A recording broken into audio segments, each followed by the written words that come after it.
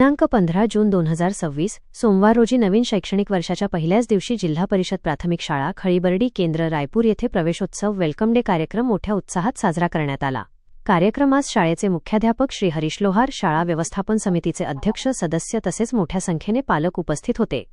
यावेळी पालकांच्या हस्ते विद्यार्थ्यांना मोफत पाठ्यपुस्तके, गणवेश व शैक्षणिक साहित्याचे वितरण करण्यात आले।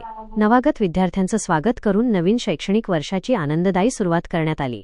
प्रास्ताविकात मुख्याध्यापक श्री हरीश लोहार यांनी शाळेच्या पटसंख्येत वाढ झाल्याची माहिती दिली।